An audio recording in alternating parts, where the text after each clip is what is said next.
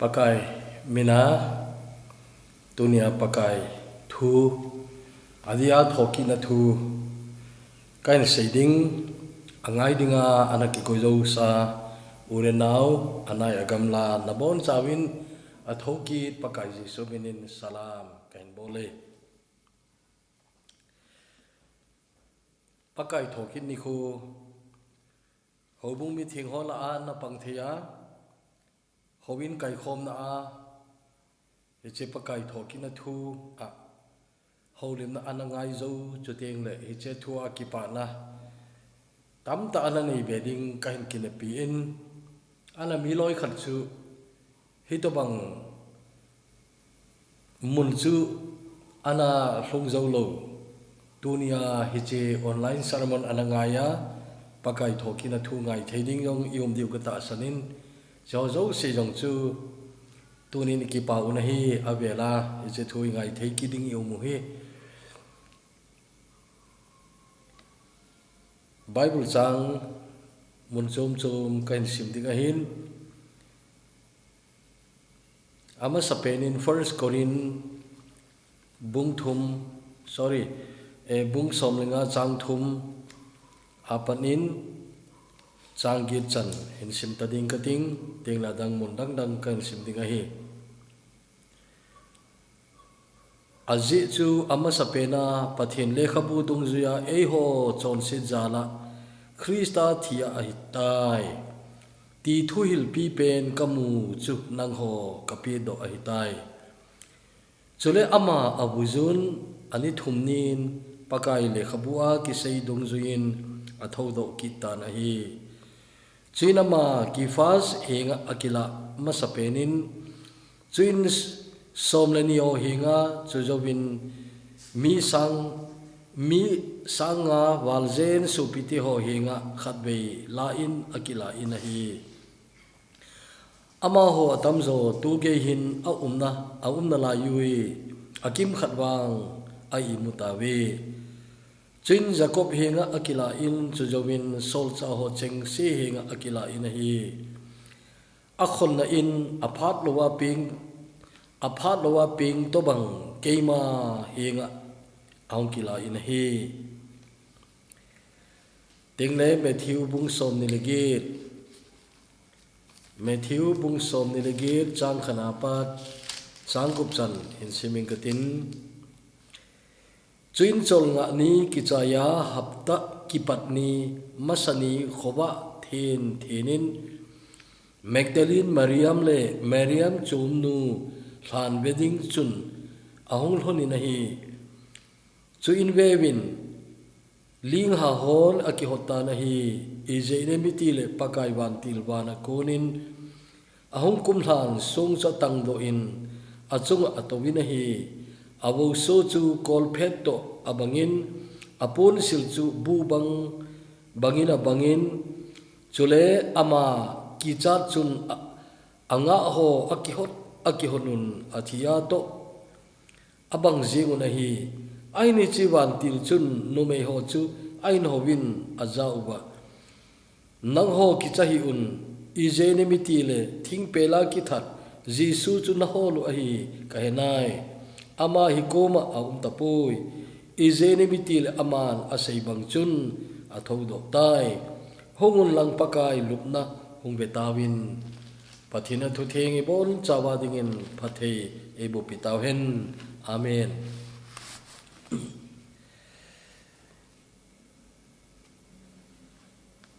pathin le khabu hoi ta in ade apol le kha thor hoi la benwai le hoi ta in khol lew hen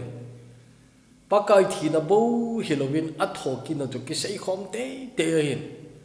aje chu hi chi thoki na cha na umlo hile adang zo se chu i ma hong hilo di hile kilom he che thoki na resurrection kiti thulhun tha a ipijai ti lom kho ami tile pakai wanoya hong ding ang thi ding athu na ding zo se isayan anasain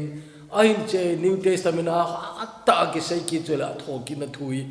ahin he che thoki na panglowa chu ita sangnawi i macha hi lo ding hai ati in polin ka thu se yong i macha hi lo ding anati na hi che choi lai mu wa mi ti le azoi simnau anoi lang chuna benwai le korin thot khatna bung som lenga chang som le li chuna benwai le hitin akisayin chole krista chu kai thoba umlo hi le kathu hi hlang le zong hi mo ahin nata sanu zong mo ahi ati nahi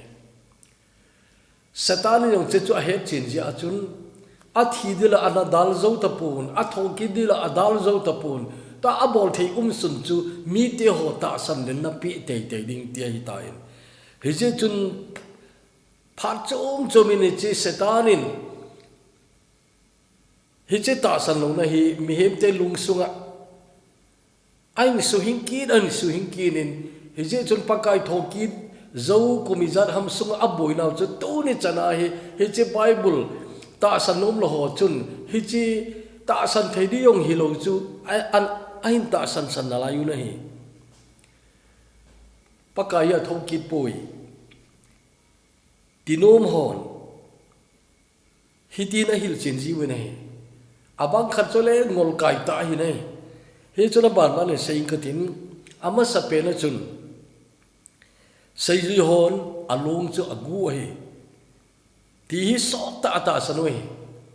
che chu i bible a jong a thoki jawa chu thu tan pa ko ma aga chewa a thoki thu alam kai ho ko ma a sei lai chun sum ana pi win to lai i corruption hui chelai jong chun na umtan anegu apegu ti chu ani ni corruption ai in cha chun a sei ji hon alung chahung gu ve na ti diu atim che chun sum apewin che sum cha kila un he che sei ding a lom lo hil koi ma cha ta san thei lo ding chu che cho an sei ai wangin ata san mi ana umu nai thil khat isu mi lo di ka dei chu ta san ding pen na ta san lo wale na ta san dia dang ta ma ta mai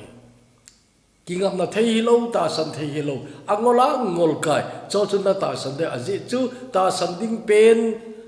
adi pa chuna ta san lo ji in adi lo tam ta san dinga chu setanin nalung thim chu azo ding ai hi chun a sei ji hon alung ahum ku we ati chuna thili the ai pu nei chu a ji chi piam tele sei ji hoi ki chasia hi bine ki chasia cross phungcha ra gazui chu zon bo ai ti chu imu win gal ka nga thupi tanamun chana ana zui choile peterin galkang ana zuye ti chu imuwin jon chola sunglama umile kilomin adang chu koi macha kimuzo lo wahin aje chu zam che wai tan get simani ho na pakai akimat zana chu zam che wai ta nei hi banga ki cha se ho chun along agagu diu ti chu hi thelo mo moi go jong le hoya koi diu tele alonga gu hi le awai nunga ahan sandanu na Judas ama pedok pai wang ai le wang chu akisi in aki khaili tan ki si na phachum lo aki khaili tai ti muwin adang som le khat ho chu zon bo chu thi dan ngai na thi in cheyong chu te se pu hi na thi in ama jong chu thau sala khatwe ki pailur sa hingkit che chu atha nom ta lo je chun panmos tui kol gam akoi ti imu winai he chun seizui dang zau se chu ama chena kam chi achun martara pakai mi nau thita bne along agu hile che chu hi theiloi koin azo zo asei chu athi piding ti chu na che chu nangai to di wai ai wanga chei bitam tel ta sanalain tu nai cha chana chun ata san loi chi thuin podo ki loi ja umoi conspiracy theory atiuna chei atho lo pi atho dan dara tai ki ho to a boloi ti loi umun conspiracy theory ti chu I het nom le atho ki lai chu atho ki poi along ki goi ti zo chu conspiracy theory ai zo in nge sei the ai ani la sei utin ani la chun pakai hi thing pel chu chon ana thi ta poi anel wala ta cho thi bang umai ta in che cho thi hi sawa agu yule han sung dap no ya chun khu an he kin no hal do kinin cheyawa chu ama acham chama hung po doi ati vinai che chu ai thelo na ding chu ipakai hi tui du dang cha a ata sa jong tui talo to bangen cheyawa chun thisan le tui long do itia khu athi chu ki proof a hi na rom sipai kharin anna tinga aga sunai le tui le thisan ahung long do e kitin che tui to thisan hung ki khen ling chu athi mong tai ti nai ai wa nga mitam ta in ata ta na thipui ichi han sunga adap no ya chu hung hal do ki dain cha chu hung po doi tim ai wa pakai chun hi che sung chu ahon do na dinga ai tha nei ta lo dinga tele hong do mong jong le mi polanga century dim adima umai ve asong lo cho hoi ta sil ki bol chechu pakai in ain ki sot hon ding ti chu thili thailo ai wangin che jong chu mitam ta nan ta sanu nei tele nu me ho agamu ma sao chu nu me ho ai bin mitam ta le gin cha tho na se chi pam tele che nu me ho in pakai angai be se jiwa ahangai to be se jiwa chu aga chewale cha chun sadam agamu we atiuna sadam agamu we nei atiune che yong chu thili thei ai pui ti chu ha seitam da tang ka ting le sei ji ho jong chun pakai amis waluntin ahangai to be se jiwa chu alung minwa amu hi akitiki ne nei ana lungmina mu kiti mi khat chunga chu thil thei ai vet sana ding e hogama thu sima jong na nu khalin acha ami space aka kai madang ngai to theilowa ta chu acha chu agel be se ja chu khat ve lungmina amu tiong chu thei ai wanga chu mi khuja ja pin amu thei de poi azawa korini sim na chun mi khuja pi ko ma chu pakai ki la ai hija chun lungmina mu ti mi hon pin lungmina ki mungai lo wai cheyong chu mi tam ten ta san tho wai ting le acham chama ama hung po do ai ti loin che thu sim chu sau zo an kai na lai wen che chu piam ti le che sei zui te to yong ki mutalo ama chama hung po do cha chu ki gelmanga hita chu koi ma amu ta lo dinga chu ama achama hunga ta chu India gam chan hunga hin India gam Kashmir ahung lungin cha chu Kashmir chom khan omin zile cha jong anayin cha chun Kashmir thia hi kiti in che chu agimo sei jong ahi pu in ale khabu ki san umai nasim no mole ale khabu sun pa minale Andreas Faber Kaiser ale khabu minale Jesus died in Kashmir tina anas suninai bookstore chechu gamuleu chun nanui zamai the ai wanga min ta sanui Jesus died in Kashmir Andreas Faber Kaiser kitipain anasudai ala che hoi ngol thu ai wanga chun min pathin thu ta san lowai le angol kai ho ta saninga chu ready ai bine tunina ta sanna kivein ikiti no mai ai tunin Jisu athoki poi ti proof go a ta panala ai atama tamai naza kha di wahin mitam ten che chu panala we chela khat se sen seinge Frank Robertson kitipa journalist min thakda jong anai in nidang lai mi ai tai ama him pakai thoki lohi ha ta proof aguna research aborahin gen thei pi ta na ti chu ha bola bol research hi pha jong lu ta tha jong lu ta lung thim tam ta senga research an bole awang phai a chainen mu do che pi ha jisui anathoki dai ti in cha chona man lo en ta sang ta ale khabu sut gor kale lam chu an sun do ta nei cha chun ale khabu title je ga jong chun who move the stone song chu coin ata do ham ti na che chole khabu title amangin he ta chun chele khabu chun ama research akona pakai athokin mong eti ai mu chin chu ai sunta nai chia chun pakai thoki proof na ki chen ta chu han ki hong chu ai athoki lo hile han chu ki hong lo ding numei ho Mary Magdalene le Mary dang ho hana achi wa jong chun pakai athoki mudi kinema chi ai pu win along thau nam tui nu ding chi ai win che chu zu da te bol dan mong ai wa nga pakai han chu song leng ta ki kha khumai ja chu lampia ki ho na o chi he wi nai koin sung ai ta do pe ta de ma tiu jong na he je chun pakai thoki head na a hoi ma chu tu lai chu a picture ki sana hoi ta hung ki so ai ti chu a je chu ai mong e ti na lo win a kiloma a lim di yong a hung ki mujing ke che chi pyam ti le han kot ki hong a sung ki tang do ta chel han kot ki hong chu pakai tho ki proof na thupi pen koi ma chan i ma sei lo jong le han ki hong cha ki mo le pakai tho ki ti chu cha chu ki he ma ye ahila song ki hong ti chu impersonal mi hem jong ai poina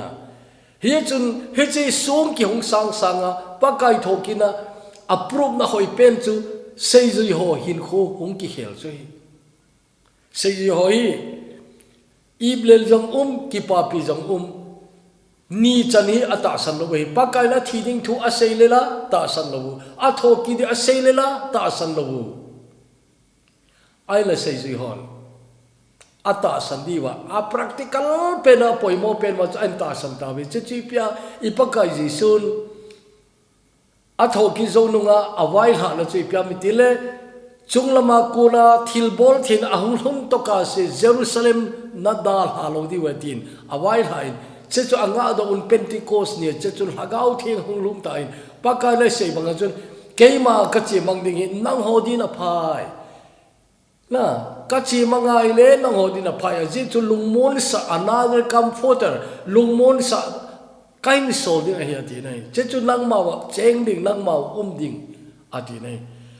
che thil bol thina chu na nei lo le I ma cha nei lo hin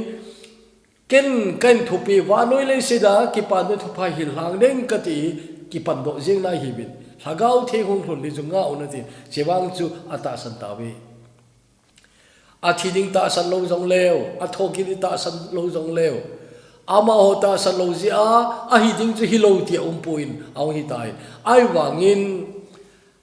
ana to na diwa tha na peding hal san na peding thil bol the na peding chu che chu dal hai un Jerusalem nga un ti chu anga wa cha chu Pentecost tai ma sangwa Pentecost day in mandi wen he che Pentecost ni kho chu na he che Pentecost ni kho chu ahung lun pa na ahal sana chu betau che chu a thoki Jesu in a thute banga chu hung lungai he che chun ahan sanau he che Pentecost ni kho chun ahung ki pantan betango Peter no mei khat anga jong no mei na sei chu ka he poi ta pakai sei le pa midang ni ko ma jong hi to ma chu na sei le bin pakai na sei bang banga chun thum vei a sei le pha na chu a achal khongen che za na Peter cha chu na he noi pam langa ga po do ha ka ga bai ti imu ne hi banga ki cha se ama ke wi lo sei zui dang jong hi banga ki cha se chu na Pentecost ni a han san na chu betau Peter cha thu sei pe na apangin ako machuna mo ho adingun na ading ko ho mo ne masanga ko ilien pendi wem ti te chu che le neu di cho abui pi ta povin ading khom ta win hagau thinga ma ta je chun he che athu sei di pen tu lai ti dan as spokesperson ding a sei do di pa chu che chu a awa din so na ma na nunga din pin che chu a ki thu khom na hagau thin pi na ko na power he che unity a ko na power ki dang ta chun Peter in hang san ten thu sein he che ni chun mi pi sang thum a ping thau nei khanwei sarmona mi pen tha na atam loi je din ka ging chai Billy Graham crusade wang khu achum deu a hi tai che kho ale chu stadium khanami sang som gup ti hona stadium khar sang som sagi dolo khu cruise na ko le sang som gate be dol den a je chu a stadium gallery kewa mi to wai tapun a pitch a ground zong to na ki do de me je chun Billy Graham crucial ko tu chana imu thi wa hin YouTube an ki hol chen Billy Graham classics ti ulang che salmon ko ki hol chen adima umai adang na vet man lo zong a china lang ven lang a altar go veta izat lo mo phata di wem stadium khobanga lina ko na kum suwa alaya ala to sa ho to chung lama hung ki pan ho to anai lama ho to ta hung khom altar kol khu pulpin ma sanga dimji ta we chewangu kisim mongle sang thum chawal te na nan de kati ai wanga che pentecost ni amizat chu i he po we tam chu tam tho di we cha chun peter in thu an seila ya chu au dale sei zo man le kilom lo tabanga khona mi pi lagau thinga kona John Sid ki het na conviction hong la pa no chun ipian sei ta we ai le I ka ti di hita na I ka ti di hita an ti win ta chun lagau thinga ko na John Sid ki het na cha chun Peter in pakka Jesus Christ ta sandingin ai so ni nei che khu athu sim ju za jing sa tu ni sei nom chu chelang choi pun ai wa cheni a han san nau ju na cheni ju I to bang lom loma hang sanui tam ti ju I mu thiu nei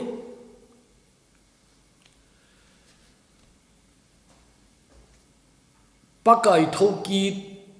approve na la koi ma chanil zo lo ding chu pol ye aje chu pol ki ti chu sei zui te la an pang jong ai pui pakai zui la chu khat mai cha na pang kholo wahi Zuda te Rabbi dinga Zuda te ho hil dinga ana ki train Gamaliel khopang bulak na Seilin ahin Zuda te ama ho wa chu akine pi ma mau ji dinga Bible ahead dan khu Old Testament ahead dan khu New Testament na ama le khathon veleuchin cha chu Old Testament na pakai chung chang ki se New Testament na ahum bulhit no hoi taman hoi ta an sei chero veleuchen Paul kiti hi mi mai loi ju alama hi ana ping tha ha thubin ken Pentecost zo chom khan roi ping tha ai ta dem katile hoi ten study boleuchen hu edi som thum le thuma hi pakai zong ana thi Pentecost zong cha cha na lung chenung edi som thum le gup lama hi soul kiti pa yung ping tha pan panen kum thum to bang chu ho bunga su gen the yong ana hi di da re ho bunga pun pole ho bunga khan pole ama lung hang che che na Pentecost ni mi sang thum zenin a chon sit ki phungwa pakai anta san chu athang tom di da lung han di da na ngai to kha e azi chu chi Pentecost ne hum khom ki de chu a Jerusalem mi pi te ke wai poi Judea ga ma mi pi te ke upoi gam tina kun rom le akhe lang chana kona Juda ho Pentecost kut ki ti na he che mangdinga chu chu na her sa wen Juda mi khat ki ti chun Pentecost ni kho chu khat wei be Jerusalem mandi ti atuk oi che yo chu che kuma jong chu he che gam tina kona chu hong khomui ti chu I Bible sol chao thil bola I moi chi ho in abang khat chu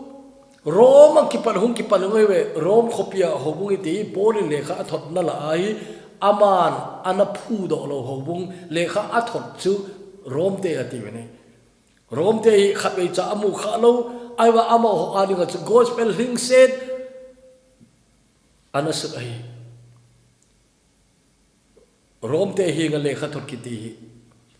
lekha thot dang ki ba lo na chu systematic ta ban nei ta ani su chu abul langa khu chon si thu de ol ani su mi zo se chon se a hitai ti a khu conclusion and ball chu bung thum na a chai lang chu bung li bunga na lang khun ta sarwanga thim chan na thu an sei in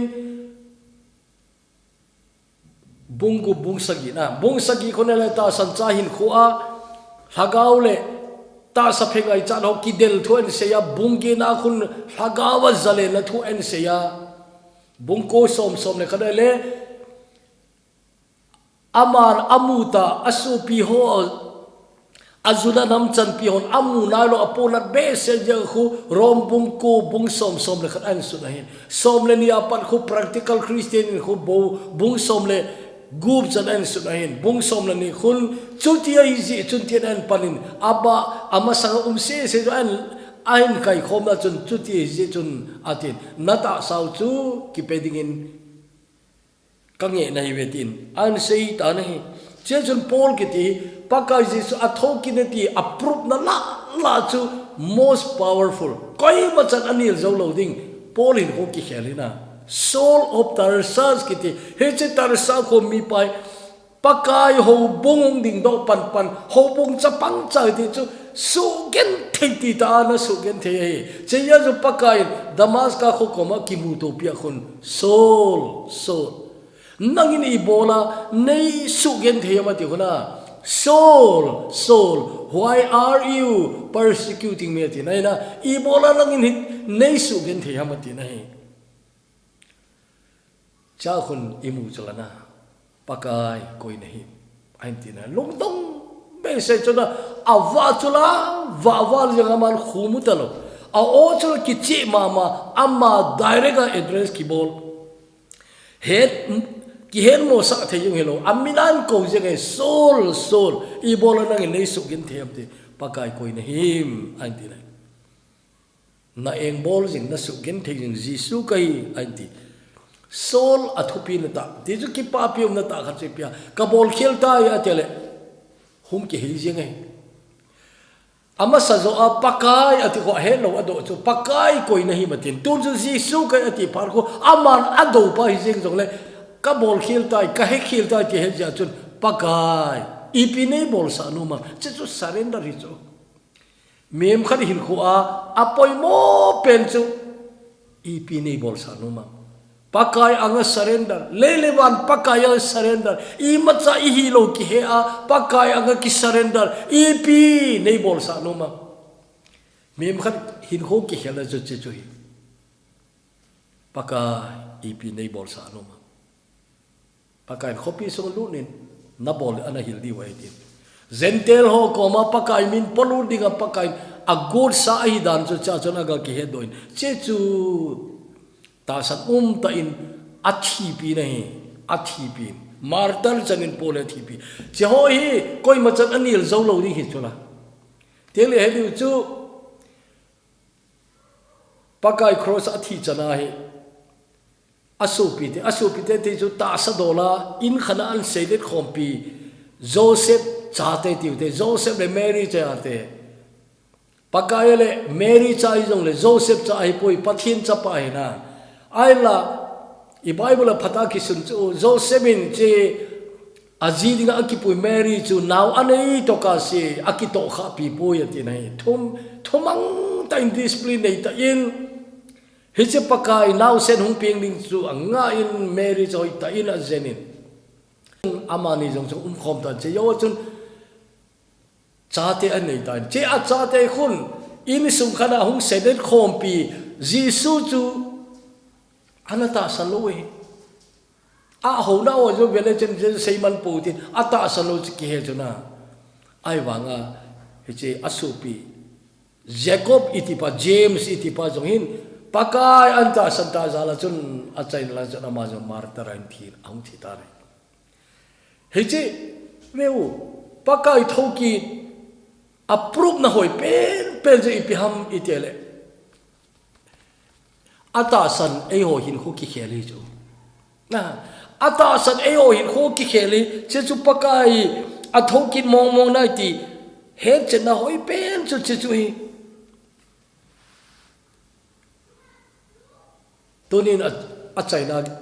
iki chou nom now aloi ki til kho nom now che pathian cha khana hele